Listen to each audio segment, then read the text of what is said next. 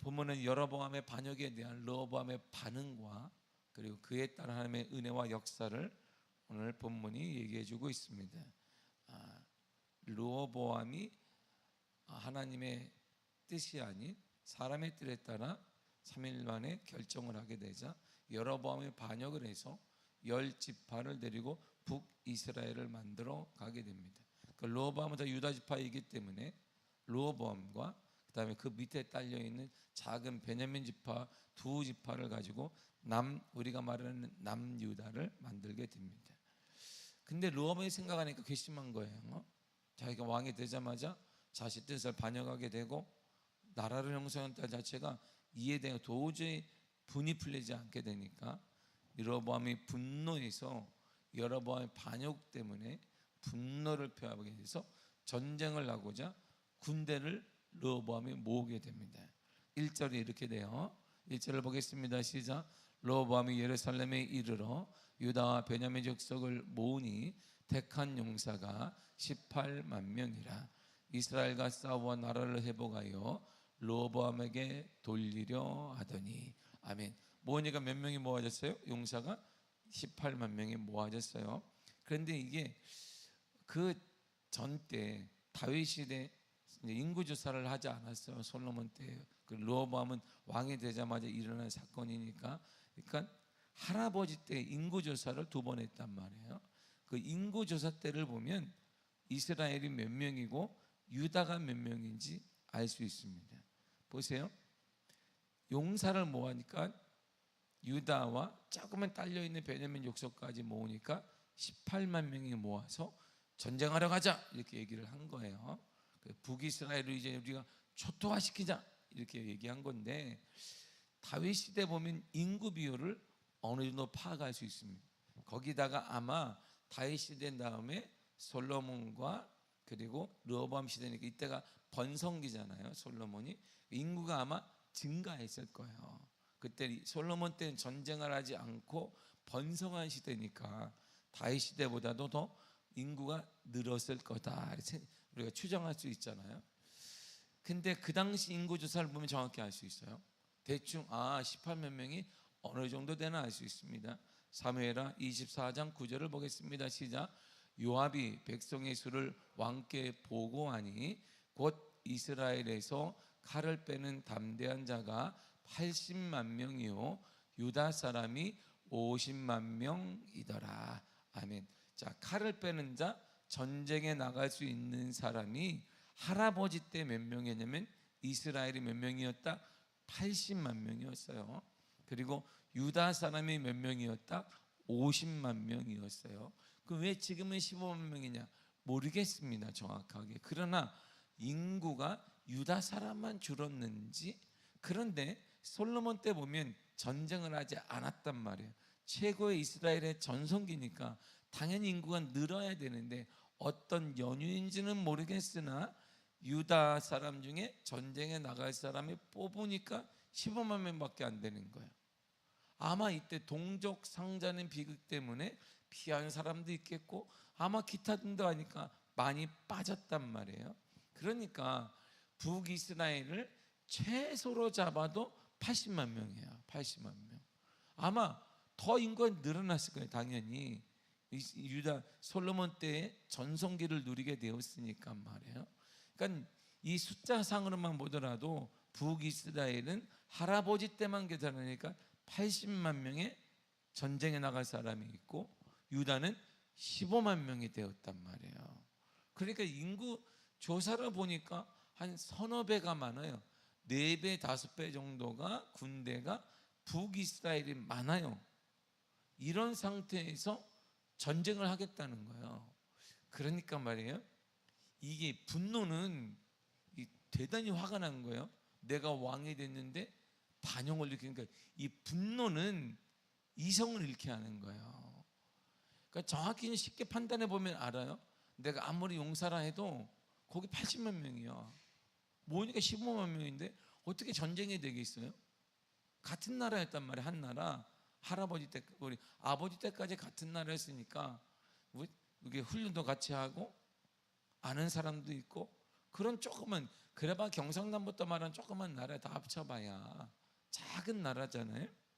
근데 이성을 좀만 갖고 있으면 전쟁하지 말아야 되겠네, 이게 타협을 해야 되겠구나, 아니면 다른 방법을 해야 되겠구나 안단 말이에요. 그런데 배는 게 없는 거예요. 지금 가자 이렇게 나왔어요.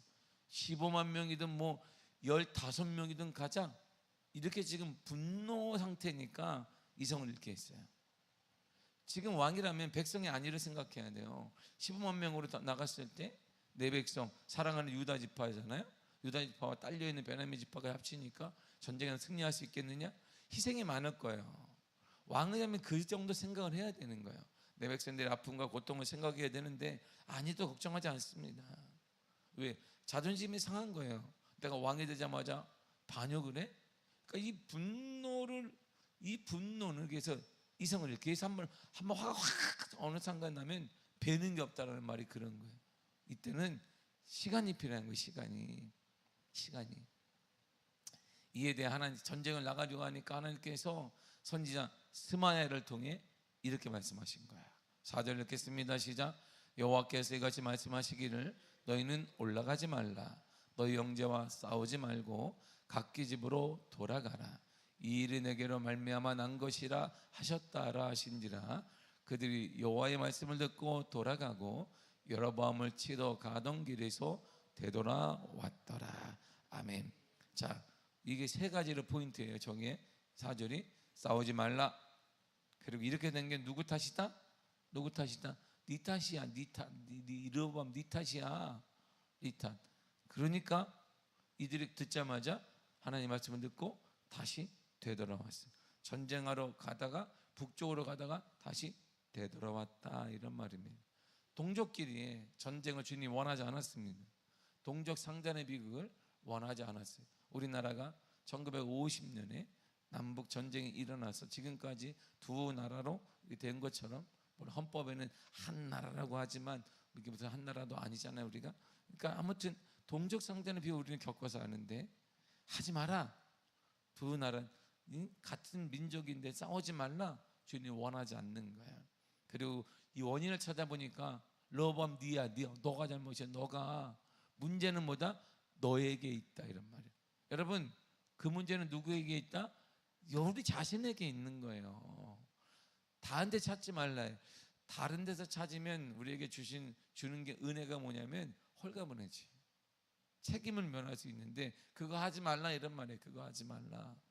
응? 그거 못 버리면 맨날 부부싸움에 나이가 머리가 하얘져도 한단 말이에요. 하지 마라. 하지 말라. 지혜로운 자는 그걸 나에게서 찾는 거예요. 나에게서. 그를 수용하지 못한 나에게서 찾는 거예요. 그를 수용하지 못한 작은 마음이 나에게서 문제를 찾아야 된다, 이런 말이에요. 이렇게 된 원인은 여로보암의 잘못된 선택 때문이에요. 그럼에도 남유다에게 작은 소망이 있어요. 남유다가 타락하지 않은 이유가 여기 있습니다. 죄를 범했단 말이에요. 그리고 분노했단 말이에요. 백성이 아니도 생각하지 않았지만 이 남유다를 통해 신앙이 계속 이어져 가게 된 이유가 뭐냐면 바로 하나님 말씀에 대해서 이들은 순복할 줄 알았어요. 하나님 말씀이니까 여호와의 말씀을 듣고 돌아가고 여로보암을 치러 가던 길에서 되돌아왔더라. 하나님의 말씀을 듣고 돌아갔다, 이란 말이에요. 이들은 순종해서 북이스라엘과 전쟁하던 길을 멈추고 남유다로 돌아왔습니다. 이 사건을 계기로 해서 이제 여로보암이 그렇다면 우리가 전쟁을 할 수 없으면 우리가 작은 곳이니까 우리를 방비해야 되겠다. 그래서 성을 쌓기를 시작한 거야. 국방을 강화합니다. 외적으로부터 지켜낼 도시를 건축하기 시작했어요. 하나하나씩 건축하고 성을 쌓고 뭘 쌓고 이런 일들을 계속해 나갔습니다. 그 결과가 이런 거예요. 12절을 보겠습니다. 시작. 모든 성읍에 방패와 창을 두어 매우 강하게 하니라. 유다와 베냐민이 여로보암에게 속하였더라. 어떻게 됐어요? 매우 강하게 했어요. 모든 도시에 방패와 창을 두어서 성도 쌓고 무기 저장고도 만들어서 강하게 했습니다. 그리고 나서 이 나라가 강성해지니까 강성해지는 방법을 르호보암이 깨닫게 돼요. 자, 르호보암이 뭘 강성해요? 나라도 지금 10지파가 떨어졌는데 소수의 지파가 모인 거잖아요. 2지파. 자, 유다 지파는 떠날 수가 없어요. 르호보암 자체가 유다 지파니까. 그리고 밑에 딸려 있는 조그만 지파 얘기도 안 해. 성경은 베냐민 지파인데도 왜 이세나 마나다 뭐 이런 말 이게 결국은. 그런데 이 나라가 강성해져요. 그 방법이 여기 있습니다. 우리가 여러 가지 부족함이 많아요. 개인도 그렇고 가정도 그렇고 교회도 그렇고. 그런데 강성해지는 방법이 있습니다. 강성해지는 방법이 오늘 본문에 나와요. 제사장들과 신실한 믿음의 사람들이 갑자기 유다 쪽으로 계속 몰려들어요. 그러니까 믿음의 사람들, 우리 소위 말하는 신실한 믿음의 사람들이 유다 지파 쪽으로 남쪽으로 내려와요. 6.25가 탁 터지자 북쪽에 있던 사람들이 신앙을 찾아 남쪽으로 온 것처럼 남으로 계속 내려옵니다. 이유가 뭐냐면 이것 때문이에요. 15절을 보겠습니다. 13절을 보겠습니다. 시작. 온 이스라엘의 제사장들과 레위 사람들이 그들의 모든 지방에서부터 르호보암에게 돌아오되. 자, 흩어져 있잖아요. 레위 지파도 제사장들도 마찬가지예요. 근데 이들이 온 지방에서 북이스라엘에 흩어졌던 이들이 남쪽으로 다 내려와요. 르호보암에게 내려와요. 유다 지파로 내려와요. 르호보암이 인기가 많았나 보다. 아니에요. 그것 때문이 아니에요. 르호보암 인격이 대단했다. 인격이 내가 볼 때는 좋지 않아요. 왜냐하면 아니 어떻게 전쟁하려고 15만 명 모아가지고 지금 자신의 피 같은 백성인데 가자. 그까지 50만 명 너 5명씩 우리가 해주면 뭐 마동석이야 우리가? 마동석도 아닌데 5명씩 해쳐가지고 승리 이런 거잖아요. 이게 정말 분노의 눈이 먼 사람이라 인격적으로도 좀 그렇단 말이에요. 그럼 인격을 보고 왔느냐? 그렇지 않아요. 보십시오. 온 이스라엘의 모든 이스라엘의 제사장들과 레위 사람들이 신실한 믿음의 사람들이 모든 지방에서 남아 있어요. 어디를? 유다 쪽으로 돌아왔습니다. 왜 이들이 유다로 모였게 되었을까요? 남유다 르호보암은 북이스라엘 여로보암과 다른 점이 하나 있었어요. 다른 점이 하나, 이것 때문에 이거. 우리 가정이 강성해지고 우리 가정이 세워지고 교회가 세워지는 것은 여기 있는 거예요. 인격, 그렇죠. 우리 훌륭하지 않아요. 그렇죠. 뭐 이쁜 말 그것도 못해. 맞아요. 못해요. 못해. 뭐 우리 교회 할렐루야 진짜 못해. 내가 증명하는 담임인 내가 아는데 못해. 웃음밖에 가끔 웃음밖에 안 나. 담임이 나도 참 내가 웃음이 많아서 여기 와가지고 그랬어요. 야 참 할렐루야.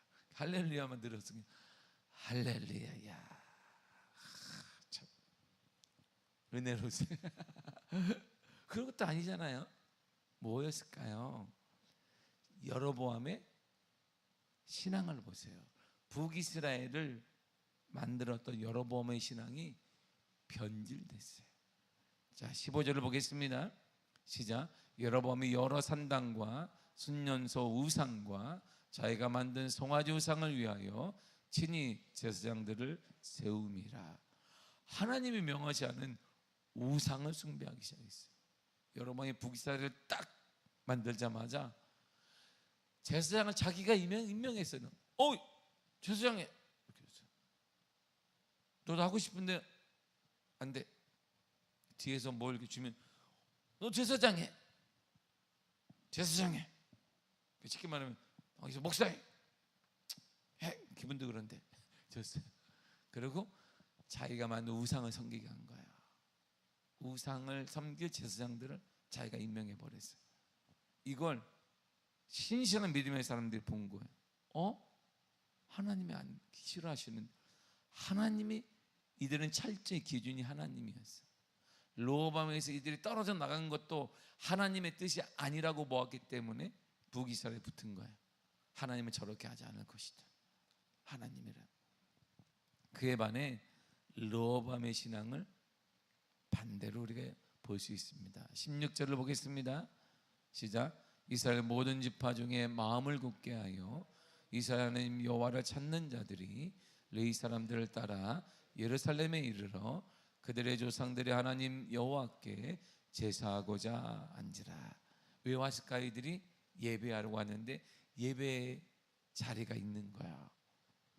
르호보암에게는 예배의 자리가 있는 거예요. 이 예배의 자리에 참여하려고 온 거예요. 대단한 것 때문일까요? 보세요. 르호보암 인격을 보고 왔다. 르호보암 제사장들이 왔다는 거, 그 당시에 이게 종교 나라인 거예요. 그 나라의 제사장들 역할은 엄청 영향이 큰데 이들이 오면 요동하게 되고 딸려온 사람도 같이 온단 말이에요. 르호보암 인격이 좋아서 왔다, 성경이 이렇게 말하지 않아요. 근데 왜 모였느냐? 오직 하나에 르호보암에게는 예배의 자리가 있어요. 이걸 유지하고 있었다, 이런 말이에요. 하나님에 대한 예배의 자리, 말씀의 자리를 유지하고 있으니까 그곳 사람들이 모이고 또 모이게 됐다, 이런 말입니다. 이 말은 하나님 중심으로 철저히 르호보암이 그럼에도 불구하고 살고자 했다, 이런 말이에요. 자, 보세요. 하나님 중심 예배의 자리, 믿음의 자리를 지키게 되면 거기에 사람이 모여요. 여러분, 사람이 모이면 뭘 가져올까요? 사람들이 뭘 가져와요? 당시의 제사장들 고위층이에요. 레위지파도 가장 위층입니다. 딸려있는 게 뭐예요? 재물을 갖고 오지, 사람이. 그래서 항상 하는, 제가 얘기하는 거예요.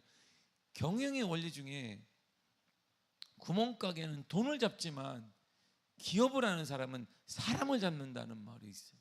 전 세계에 사람을 스카우트해 와요. 돈을 저렇게 많이 주고 무슨 사람을 데리고 와. 그 사람을 데리고 오면 이 사람이 하나 개발하게 되면 돈이 막 딸려오는 거예요. 사람에게는 보이지 않는 엄청난 재산과 엄청난 자본이 그에게 있단 말이에요. 그 당시 신실한 믿음의 사람, 그 당시에는 역량이 가장 높았던 사람들이 이들이 따라왔어요. 보세요. 하나님 중심으로 살면, 예배 중심으로 살면 사람이 모이고 물질이 모이고 모인단 말이에요. 뭔가 건강도 모이고 다 모인다, 이런 말이에요. 우리 가정이 믿음으로 모여지고 세워지고 역사가 나타난다고 한다면 우리가 지켜야 될 신앙의 자리, 예배의 자리, 하나님 중심의 자리를 지켜야 한다, 이런 말입니다. 말씀 중심으로 살면 신실한 사람들이 모여요. 이런 은혜를 받아요. 17절을 보겠습니다. 시작. 그러므로 3년 동안 유다 나라를 도와 솔로몬의 아들 르호보암을 강성하게 하였으니 이는 무리가 3년 동안을 다윗과 솔로몬의 길로 행하였음이더라. 아멘. 보세요.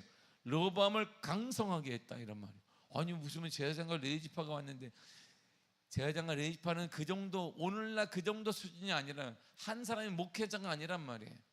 그 나라는 하나님의 나라의, 이스라엘 자체는 종교로 움직이는 나라예요. 이게 가장 큰 역량의 제사장과 그 예배를 담당하는 레위지파에게 있는 거예요. 생활 수준도 다 마찬가지예요. 이들이 최고로 잘 살았습니다. 그러니까 이들이 왔다는 건 역량 있는 사람들이 그 주변에 다 딸려온 거예요. 이들이 후원했어요. 그 르호보암이 강성해졌어요. 근데 몇 년 동안? 3년 동안. 그러면 4년 때부터는 이제 다음 12장에 나와요. 4년이 지나면서 르호보암이 신앙과 삶이 변질됩니다. 변질돼요. 4년부터는. 왜? 살만한 거예요. 괜찮네. 괜찮은데? 살만한데? 변질이 돼버려요. 살만하십니까? 변질돼요. 살만하면 어떻게 되냐면 기도 좀 엘레강스하게 좀 고급지게 하고 싶은 거예요. 저렇게 기도를 뭐 이게 쫙막 저렇게 그렇게 하면 안 돼. 묵상 기도에 쫙. 하나님은 내 숨소리도 하셔. 늘 하는 얘기. 내 목사님들 기도해야 돼 그러면 삶이 기도야 나는. 그 말을 하면 목사님 내가 나는 삶의 기도야. 나는 걸어다니면서 기도해. 하나님과 나는 친밀해. 그런 사람 중에 친밀한 사람이 없어. 그런 사람은 이렇게 아주 해주고 싶은데 늘상 저는 삶 자체가 기도입니다. 엘레강스 먹고 살만해서 그런 거야. 불이 떨어졌으면 이렇게 불이 딱 떨어졌는데 괜찮습니다. 이불 뭐 언젠가 꺼지겠지. 그런 사람 없어요. 난리나 막 물 가져와 막 난리 날 텐데 불이 안 떨어졌으면 막 러브면 이렇게 된 거야. 4년째가 되니까 먹고 살만해요. 괜찮네. 괜찮은데. 그러니까 하나님이 말씀과 모든 걸 변질이래. 나라가 안정되고 강성해지자 러브를 돌변하게 됩니다. 하나님 말씀을 버리고 북이스라엘을 닮아가요. 그때부터 교만해집니다. 러브함의 축복의 유통기한이 몇 년이냐? 3년이에요. 3년. 유통기한이 있는 거예요. 다 이스라엘 백성들이 신앙이 다듬어지는 유통기한이 40년이에요. 40년. 40년이 되니까 이들이 신앙이 다듬어졌어요. 광야 생활할 때 하나님 원하는 게 무엇일까요? 딱 하나였습니다. 너 주인은 누구니? 너를 먹이는 게 누구니? 이거 하나가 40년 걸렸어요. 40년. 세상이 변해도 내 주인은 하나님이십니다. 하나님이 공급하십니다. 사막 가운데 살더라도 하나님이 역사하십니다. 이거 그들이 머리에 새기고 몸으로 터득하는데 40년 걸렸어요. 40년. 평생 모르는 사람도 있어. 신앙생활 하면서도 평생. 여러분의 유통기한은 몇 년이십니까? 르호보암은 3년이에요. 다윗을 보세요. 왜 다윗이 하나님 마음에 합한 자냐? 그가 신실했나요? 그렇지 않았어요. 살인자이기도 하고 한 가정을 무너뜨린 자이기도 하고, 그러나 그는 그럴 때만 하나님 앞에 가슴을 치며 회개했고 하나님께 돌아왔어요. 용서를 구한 사람이에요. 그게 다윗이 전쟁에서 승리해서 위대한 왕이 아닙니다. 하나님의 마음에 따라 회개하고 돌이키고 자신의 인생을 가장 큰 용맹한 자였으나 그 마음을 하나님께 맞추려고 하는 사람, 그게 다윗이었어요. 다윗. 우리의 삶이 하나님의 마음과 뜻에 맞아야 하는 거예요. 어젯밤에요, 이 동네에 이제 합동집 교회가, 큰 교회가 있는데 저한테 전화가, 잘 아니까 친하게 지내는 목사님 덕 목사님 이번에 중고등 수련회를 저희 갔다 왔어요. 서울여자대학교에서는. 근데 거기에서 다른 교회 아이하고 우리 교회 아이가 전도하기 위해서 얘를 데려갔는데 그 아이가 다른 교회 아이, 장애가 있는 애를 세게 확 밀었어요.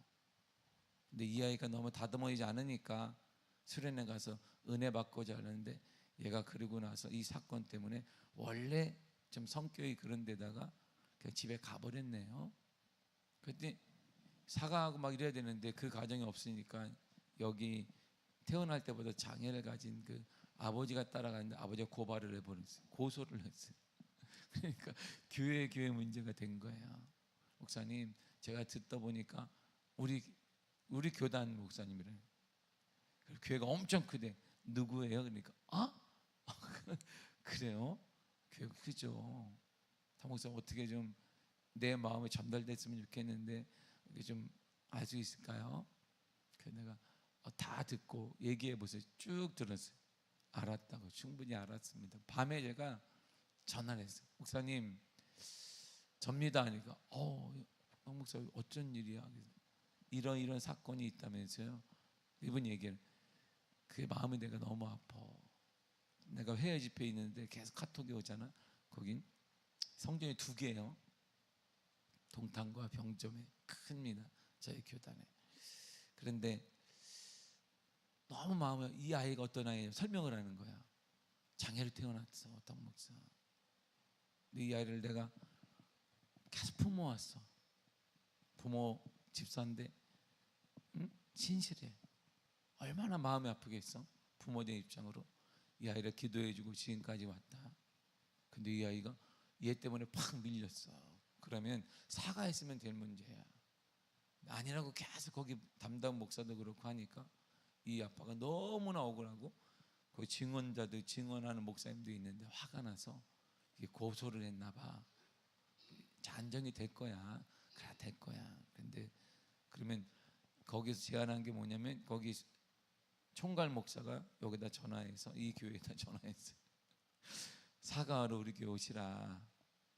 우리 담임 목사님들 사과하자. 다 데리고 와서 양쪽이 그러니까 담임 목사님도 오시라 그러는 거예요. 그러니까 그 목사님 아직 담임 목사님 내가 가야 되는데 맡긴 책임이 있으니까 그 아이가 교회를 나오든 안 나오든 우리 교회가 간 거니까.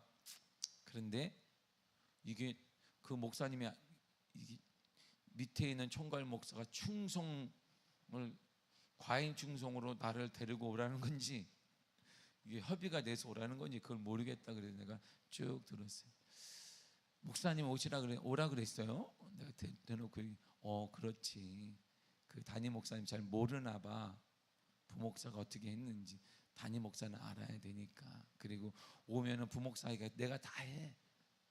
나는 이 아이도 장애 아이도 살리고 가야 한 그 아이도 고1인가 됐는데 살려야지 다. 그래서 오라고 한 거야. 아니면 둘 다 상처가 되니까 다 살리기 위해서 오라고 한 거야. 그러면 담임 목사가 둘이 있으면 보기가 좋잖아. 응? 그리고 그 교회가 안 왔으면 당신이 오려고 그랬다는 거야. 이 아이를 데리고. 일단 목적이 뭐냐? 저한테 이렇게 살려야 되잖아. 목사니까. 피해받은 장애 아이도 살리고 내 아이도 살리고 그쪽에 가야 한 그 아이도 살려야 되잖아. 그래서 내가 올라 그랬어. 밤에 제가 중간에서 이 어젯밤에 계속 그 통화를 한 거 왔다 갔다 하고 됐으니까 이렇게 가라. 주위에 가면은 다 그 목사님 해결할 것이다. 그리고 우리의 목적이 그거 아니겠냐 목사님. 살려야 합니다. 가해자든 어린 학생이 피해자든 살려냅시다 복음으로. 그래서 제가 두 분하고 여기서 다 좋게 마무리를 했단 말이에요. 자, 하나님의 뜻이 어제 내가 느꼈어요. 하나님의 뜻이 뭘까? 마음이 이제 흡족했습니다. 살리는 거예요. 때로는 실수해서 얘가 혈기 많은 아이가 해서 가해를 했든 얘도 믿음으로 온전하게 살려놓고 피해받은 얘도 상처가 많으니까 위축됐을 거 아니에요. 어릴 때부터 이렇게 자랐으니 얘도 살리고. 그래서 살리는 게 하나님의 뜻이다라는 생각을 어제 내가 대화하면서 그래 살려야지. 어떤 일이 있잖아요. 아이들은 미래가 있는 애들은 살려야지. 미래가 있어서 살리냐? 우리도 마찬가지 아니겠어요? 우리 모두도 우리가 할 일이 뭐냐면 살리는 거야. 살리기 위해서 우리가 살아나기 위해서 해야 될 일은 오늘 로보암이 제시하고 있습니다. 우리의 믿음의 자리, 예배의 자리, 하나님 중심의 자리를 지켜내야 합니다. 그러면 살아나게 되고 역사가 일어나고 모이게 되는 거야. 여러분들 자리에 여러분들의 가정에 영적 부흥이 일어나기를 원한다면 우리가 할 일은 예배 중심으로 하나님 중심으로 말씀 중심으로 살아내야 합니다. 이것은 구호가 아니에요. 살자 구호나 외침이 아닙니다. 이것은 삶으로 살아내야 돼. 현실과 부딪히면서 우리가 살아내야 됩니다. 신앙은 구호가 아닙니다.